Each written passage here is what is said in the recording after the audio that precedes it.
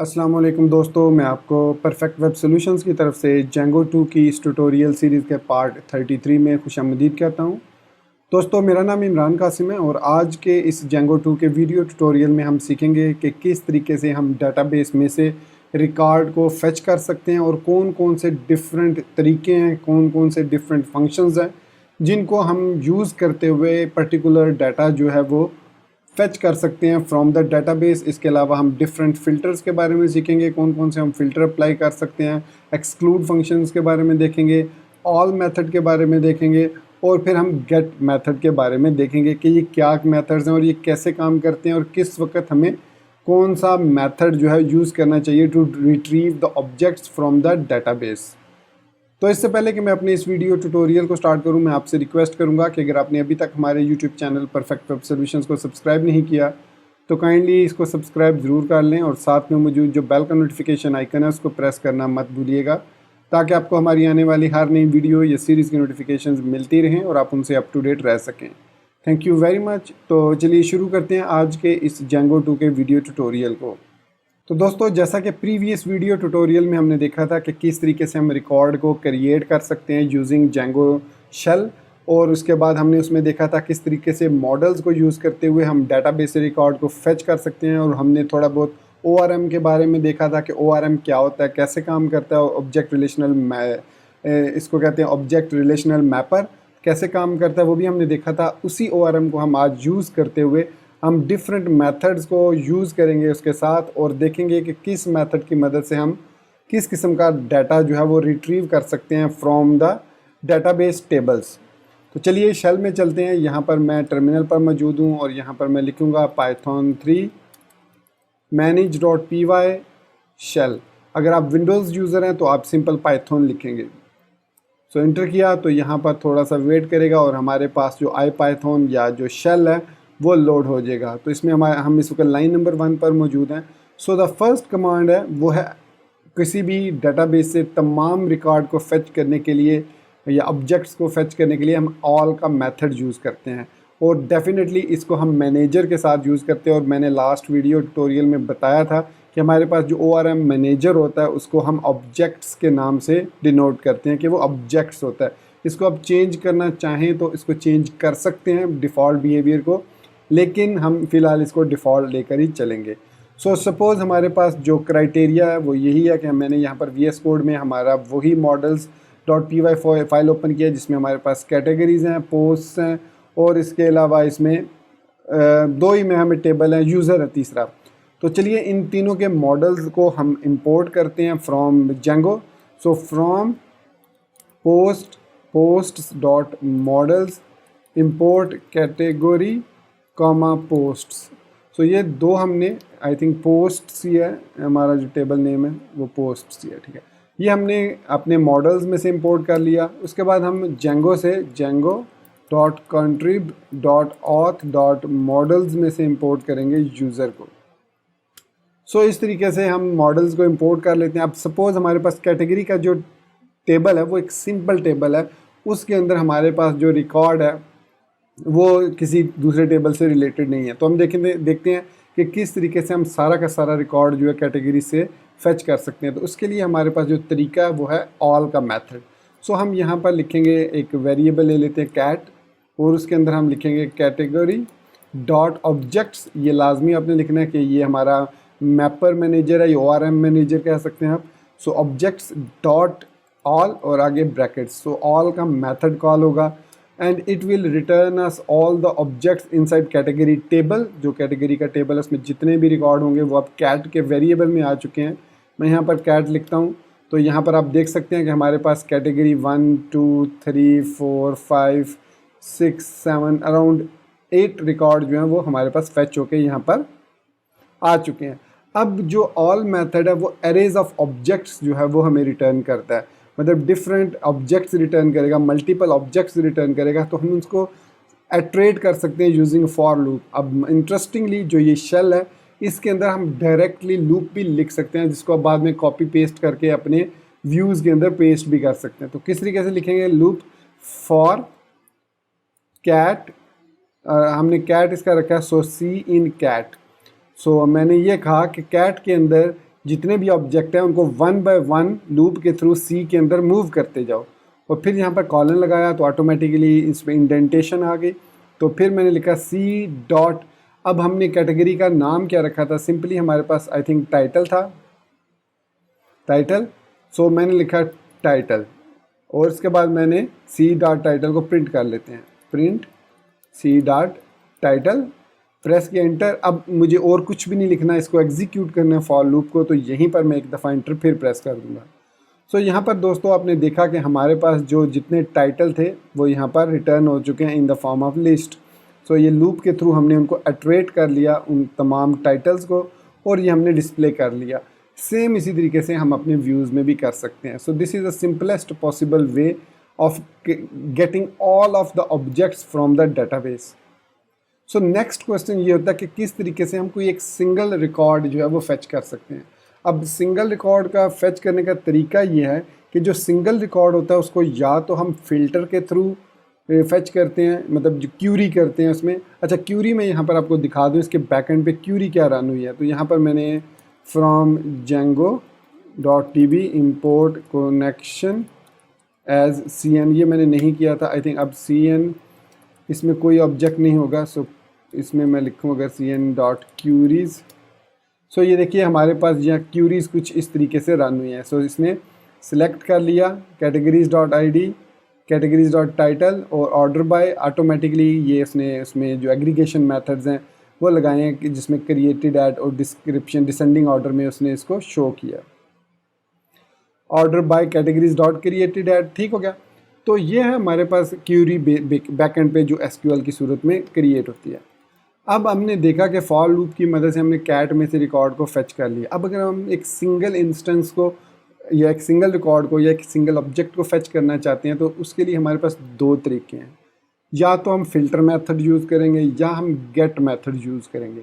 अब इन दोनों मेथड्स का मकसद यही है कि हम कोई पर्टिकुलर रिकॉर्ड फेच करना चाह रहे हैं फ्रॉम द डेटाबेस, लेकिन इन दोनों में डिफरेंस ये है कि जो गेट मेथड है वो सिर्फ़ और सिर्फ सिंगल रिकॉर्ड सिंगल ऑब्जेक्ट के लिए यूज़ होगा।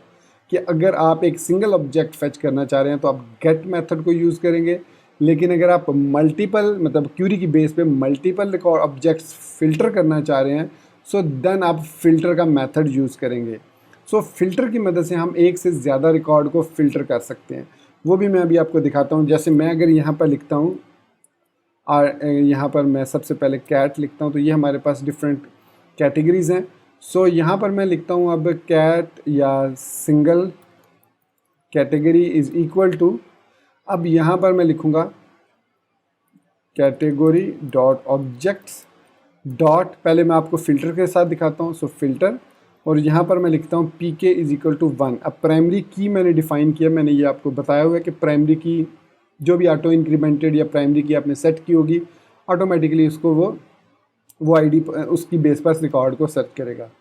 सो मैंने ये लिख के एंटर किया। अब अगर मैं सिंगल कैट को लोड करता हूँ, sorry spelling mistake, single cat, तो आपने देखा कि इसने हमें सिंगल ऑब्जेक्ट रिटर्न किया है लेकिन इन the form of list. So single object in the form of list इसने हमें रिटर्न किया है फिल्टर ने। अब हम इसी तरीके से लिखते हैं सिंगल कैट एल मतलब 1 लिख देते हैं is equal to category dot objects dot get और देखिए pk इज इक्वल टू मैंने 1 लिखा। अब मैं एंटर प्रेस करता हूँ। सो अब मैं लिखूँगा सिंगल कैट 1 और एंटर करता हूँ। तो यहाँ पर अब आप देख सकते हैं डिफरेंस क्या है कि यहाँ पर इसने हमें क्यूरी सेट रिटर्न किया है और एक हमें ऑब्जेक्ट रिटर्न किया है लिस्ट का, उसमें एक सिंगल ऑब्जेक्ट रिटर्न किया है। अब इन दोनों को एक्सेस करने का तरीका जो है वो डिफरेंट होता है। काम दोनों ने सेम किया, एक ही रिकॉर्ड में दिया है, लेकिन इसने लिस्ट की फॉर्मेट में दिया और इसने एक सिंगल ऑब्जेक्ट की फॉर्म में। और मैं आपको यहाँ पर ये चीज़ बता दूँ कि अगर आप एक सिंगल ऑब्जेक्ट रिटर्न करना चाह रहे हैं किसी भी टेबल से so then go for get, लेकिन अगर आप मल्टीपल रिकॉर्ड्स फिल्टर करना चाह रहे हैं based on certain criteria then you should go with filter. तो इसको एक्सेस करने का तरीका क्या होता है, सपोज़ मैं सिंगल कैट की कोई वैल्यू डिस्प्ले करवाना चाह रहा हूँ। सो अगर मैं यहाँ पर लिखता हूँ सिंगल कैट डॉट टाइटल तो it will give me error कि query set object has no attribute title. यही एरर आपको व्यूज़ में भी मिलेगा या आपको ब्राउज़र में भी देखने को मिलेगा अगर आप इस तरीके से एक्सेस करते हैं ऑब्जेक्ट को जो कि रिटर्न हो रहा है विद लिस्ट। लेकिन सिंगल कैट वन डॉट में अगर टाइटल लिखता हूँ तो देखिए उसने हमें कंप्यूटर बुक्स जो है वो रिटर्न कर दिया सक्सेसफुली। लेकिन अगर आप स्टिल फ़िल्टर को यूज़ करना चाह रहे हैं और एट द सेम टाइम आप डाटा उस टेबल को उस टाइटल को डिस्प्ले करना चाह रहे हैं तो आप लिखेंगे सिंगल, मैं यहाँ पर इसको बल्कि यहीं पर रहने देते हैं, सिंगल कैट, और फिर आप ज़ीरो इंडेक्स उसको देंगे क्योंकि लिस्ट को हम इंडेक्स बेस पर सर्च करते हैं तो एक ही रिकॉर्ड है तो ज़्यादा ज़ीरो इंडेक्स पे होगा। और यहाँ पर हम टाइटल लिख देंगे एंड देन आपने देखा कि कंप्यूटर बुक्स उसने हमें रिटर्न कर दिया। तो ये होता है सिंपल तरीका गेट और फिल्टर की मदद से रिकॉर्ड को फ़िल्टर करना। अब मैं थोड़े से आपको और फिल्टर के ऑप्शंस बताता हूँ जिनकी मदद से हम रिकॉर्ड को फ़िल्टर कर सकते हैं।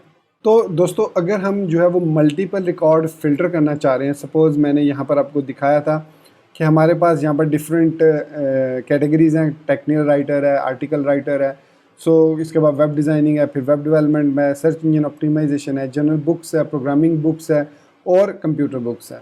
सो ये हमारे पास डिफरेंट किस्म की कैटेगरीज़ हैं। अब मैं फ़िल्टर करना चाह रहा हूँ कि हमें सिर्फ वो वाली जो कैटेगरीज शो करे जिसमें वर्ड जो है वो राइटर आ रहा है, ठीक है, जिसमें वर्ड राइटर आ रहा है, सिर्फ और सिर्फ वो वाली क्यूरीज हमें रिटर्न, वो वाला रिकॉर्ड जो है फ़िल्टर करे। तो इसमें हमारे पास अगर हम देखें तो दो रिकॉर्ड्स हैं, एक टेक्निकल राइटर और एक आर्टिकल राइटर। तो ये कैसे अचीव करते हैं इस चीज़ को मैं यहाँ पर क्लियर करता हूँ। और यहाँ पर हम इसके लिए लिखेंगे आर्टिकल, इसका वेरिएबल ले लेते हैं article writers is equal to category dot objects dot filter. और यहाँ पर फिल्टर के अंदर अब हमने उसके कॉलम नेम को देना है सो टाइटल, फिर हम डबल अंडरस्कोर यूज़ करेंगे, ये ज़रूरी है डबल अंडरस्कोर यूज़ करना है। फिर उसके बाद इसका एग्रीगेशन मेथड या आप दूसरे लफ्ज़ों में कह लो लाइक ऑपरेटर की तरह हम इसमें फ़िल्टर्स जो है वो सर्टन ऐड करते हैं, इसको एग्रीगेशन मेथड्स भी कहा जाता है। इसके अलावा भी हमारे पास काफ़ी सारे एग्रीगेशन मेथड्स हैं, काउंट है, मैक्स, मिन, एवरेज, तो उनको भी हम देखेंगे आगे चल के जैसे जैसे हम आगे बढ़ेंगे। सो टाइटल अंडरस्कोर अंडरस्कोर और उसके बाद हम लिखेंगे ends with is equal to, और इस यहाँ पर डबल कोट्स में लिख देंगे हम राइटर। अब मेक श्योर कीजिएगा स्पेलिंग जो है वो सेम हो और उसके बाद हम यहाँ पर प्रेस कर देंगे enter. If everything goes well, आप लाइन नंबर 21 पे मूव हो चुके हैं। अब मैं यहाँ पर लिखता हूँ राइटर्स और यहाँ पर अब आपने देखा कि हमें सिर्फ और सिर्फ दो ऑब्जेक्ट्स रिटर्न हुए हैं, टेक्निकल राइटर और आर्टिकल राइटर।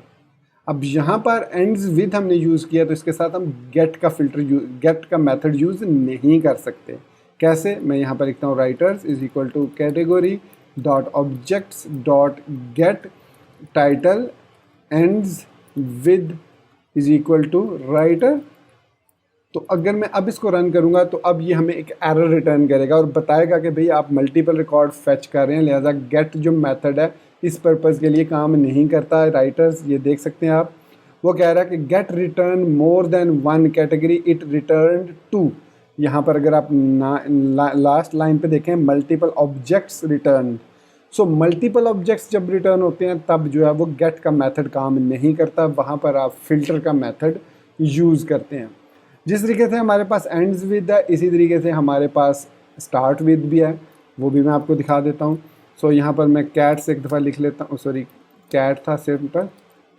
तो ये हमारे पास कैटेगरीज है, हम वो कैटेगरीज शो करना चाह रहे हैं जिनके स्टार्ट में वेब लिखा हो। तो आपने देखा वेब जो है वो वेब डिज़ाइनिंग और वेब डेवलपमेंट यहाँ पर मौजूद है। सो मैं लिखता हूँ web is equal to category dot objects dot filter और यहाँ पर हम अब लिखेंगे टाइटल अंडरस्कोर अंडरस्कोर, दो दफ़ा अंडरस्कोर आपने लगाना है, starts with is equal to web और प्रेस करेंगे एंटर। और अब यहाँ पर जब मैं वेब लिखूँगा तो it will return us two records only, web designing and web development. और cn डॉट क्यूरीज अगर आप लिखेंगे तो यहाँ पे जो लास्ट हमने क्यूरी रन किया वो यहाँ पर आप देख सकते हैं कि select categories dot ID, categories dot title, categories dot created at, categories dot updated at, from categories where category dot title like. अब यहाँ पर आप देख सकते हैं लाइक ऑपरेटर यूज़ किया है इसने और ये उसका जो इसने एस्केप किया कि उसको कोट्स को, उसके लिए उसने यहाँ पर स्लैशेस यूज़ किए हैं और order by created at description limit by default is 21। सो ये हैं तरीके थोड़े से मैंने जो आपको बताए हैं कि किस तरीके से हम यहाँ पर रिकॉर्ड को फ़िल्टर कर सकते हैं। तो ये तो बात थी कि सिंगल जब टेबल है। अब अगर हम देखते हैं कि हमारे पास लिंक्ड टेबल्स हैं तो उनमें से कैसे हम रिकॉर्ड जो है वो फेच कर सकते हैं। तो अभी हमने देखा कि किस तरीके से सिंगल रिकॉर्ड हम फेच कर सकते हैं यूजिंग डिफरेंट फ़िल्टर और गेट मेथड। इसके अलावा हमारे पास एक एक्सक्लूड का मेथड भी है, जिस तरीके से फ़िल्टर की मदद से हम कोई सर्टन की बेस पर वैल्यूज़ इंक्लूड करते हैं फ़िल्टर में, और इसी तरीके से अगर हम एक्सक्लूड में कोई वैल्यू कोई कॉलम दे देते हैं तो उसकी बेस पर क्राइटेरिया देते हैं तो उसको वो एक्सक्लूड करेगा। जैसे हम कहते हैं कि title starts with web, exclude ends with development. तो अब वो क्या करेगा कि ऐसे रिकॉर्ड को फाइंड करेगा जो स्टार्ट्स तो वेब से होगा लेकिन एंड जो है वो डेवलपमेंट में नहीं होगा। तो ऐसा सिर्फ एक ही रिकॉर्ड होगा हमारे पास जो कि है वेब डिज़ाइनिंग। मैं आपको इसके इम्प्लीमेंट करके दिखा देता हूँ एक दफ़ा, फिर हम बढ़ते हैं आपका आगे। तो यहाँ पर मैं लिखता हूँ वेब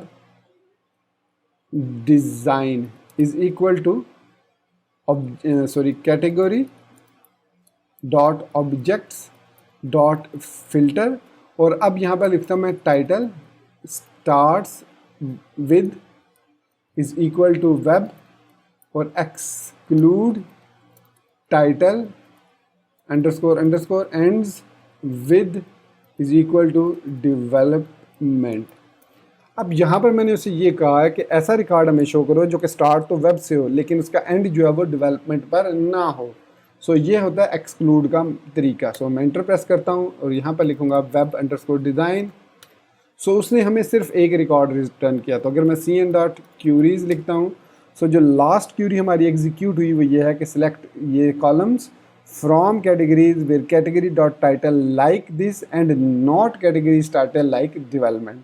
सो यहाँ पर एंड ऑपरेटर के साथ उसने नॉट ऑपरेटर को यूज़ किया जो कि एक प्योरली वर्किंग एसक्यूएल स्टेटमेंट है। तो ये था हमारे पास एक्सक्लूड करने का तरीका किसी भी रिकॉर्ड को डेटाबेस में जिसकी बेस पर हम उसको एक्सक्लूड करना चाह रहे हैं तो क्राइटेरिया दे सकते हैं। तो अब हम बात करते हैं लिंक्ड रिकॉर्ड्स की। लिंक्ड रिकॉर्ड से मुराद है रिलेटेड रिकॉर्ड्स, कि हमारे पास जो रिकॉर्ड रिलेटेड हैं वो कैसे काम करते हैं। तो यहाँ पर ये कोई एरर आ रहा है एक्चुअली, आई थिंक, चलिए वो मैं बाद में देख लूँगा। ये जो अंडरलाइन आ रही है ये इस वजह से आ रही है क्योंकि ये जो मैंने पाइथन का वर्जन सिलेक्ट किया हुआ है ये जो है ये गलत किया हुआ है मैंने, तो इस वजह से वो इस पे एरर दे रहा है। सो ये पाइथन मैंने 3.8 सिलेक्ट करना था, 3.7 कर रहा था। खैर एनीवेज अब ये ठीक हो गया। तो यहाँ पर एक्चुअली मेरे पास दोनों पाइथन वर्जन 3.7 और 3.8 इंस्टॉल है। सो यहाँ पर जो हमारे पास पोस्ट का जो टेबल है या मॉडल है वो लिंक्ड है किसके साथ, कैटेगरी के साथ, with many to many fields और यूज़र के साथ विद फॉरेन की। ठीक हो गया, मतलब जो हमारे पास पोस्ट का टेबल है उसके अंदर एक यूज़र्स का कॉलम है जो कि लिंक्ड है यूज़र्स के टेबल के साथ, यहाँ पर आप देख सकते हैं। और ये जो रिलेशन है ये मैनी टू वन का रिलेशनशिप है। पोस्ट से यूज़र का लिंक जो है वो मैनी टू वन है और यूज़र से पोस्ट का जो लिंक है वो वन टू मैनी का रिलेशन है। चूँकि हमने पोस्ट के टेबल के अंदर रिलेशनशिप क्रिएट किया है तो जब हम इसके थ्रू इसको फेच करेंगे तो डायरेक्ट फेच करेंगे। किस तरीके से, जैसे मैं अगर इस पोस्ट का यूज़र देखना चाह रहा हूँ कि एक पोस्ट है उसको किस यूज़र ने क्रिएट किया है, सो मैं यहाँ पर लिखूँगा post is equal to posts dot objects dot filter p k is equal to 1। So post हमारे पास यहाँ पर क्योंकि एक नंबर की रिकॉर्ड नहीं है हमारे पास तो 2 देखते हैं। पोस्ट एम्प्टी रिकॉर्ड दे रहा है तो चलिए हम देखते हैं कि हमारे पास पोस्ट्स जो हैं वो कौन कौन सी है, उसकी आईडीज़ क्या हैं, हम उनकी आईडीज़ की बेस पे हम इसको सर्च कर लेते हैं।